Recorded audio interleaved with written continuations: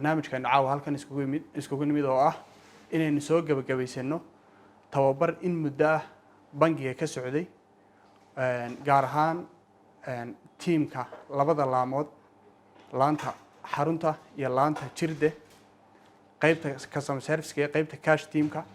trainingkaas oo ku saabsanaa ama tababarkaas oo ku saabsanaa daryeelka macaamiisha iyo qaabka customerka loogu adeegayo ama macmiilka loogu adeegayo oo uu inoo daadihinayay ama uu fulinayay xafiiska hanti jire ujeedada aynu halkan caawa iskugu nimid waa in lagu maamuuso shahaadooyinkii dadkii ka qayb qaatay ama shakhsiyaadkii bangiga uga qayb qaatay tababarka. Bismillahir Rahmanir Rahim. Premier Bank wuxuu hana qaadayaa step by step. maalin baa la tagnaa maalin heer baa la tagnaa tababaradan la bixinayaana waxay qayb ka yihiin kobcintan shaqaalaha inay la jaan qaadaan system ahaan iyo dhaqan ahaan aynu ka duwanaano baalanka kale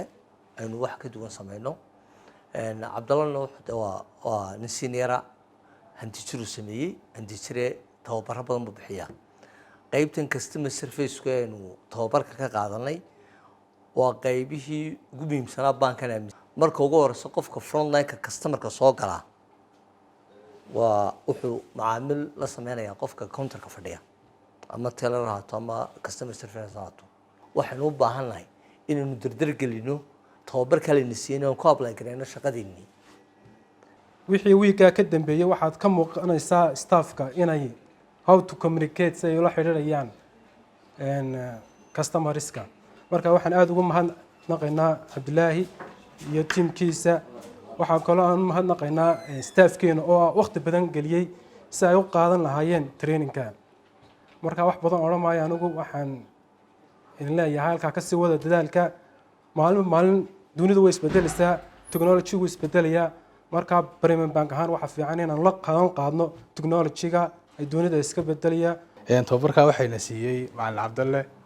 oo ka socday hanti jire tababarkaas runtii wuxuu ku saabsanaa oo shaqadeena sidoo customer-ka ugu adeegi lahayn inuu raali gelin lahayn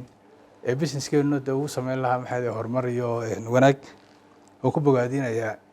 intii qaatay tababarka sida Mustafa sheegayna intii aan qaadanna waanu gaarsiin doonaa insha Allah customer runtii uu dhib badan yahay inaan u dul qaadano ayaa wanaagsan maamulkii soo qaban qaabiyay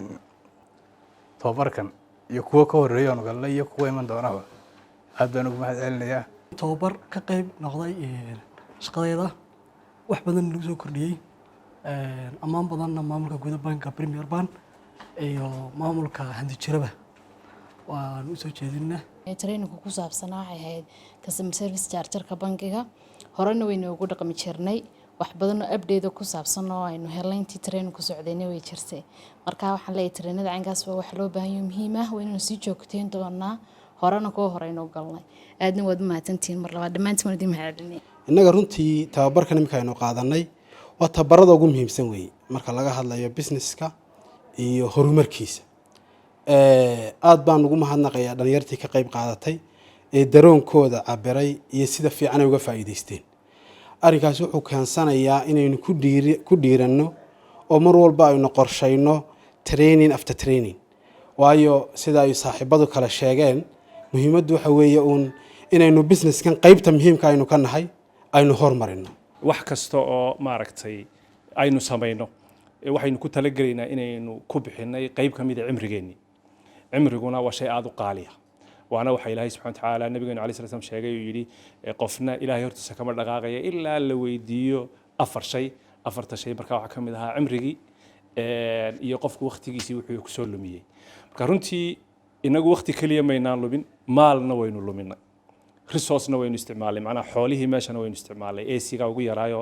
maalintii inaga yar baqtiyay waxa xasuutaan oo inaga isla wada dhididnay marka macnaheedu waxa weeye wixii aynu isticmaalay oo dhan marka la isu geeyo waa inay macna samayso waa inay xikmad soo kordhiso waa inay horumar keento waa inay inaga dhigto kuwa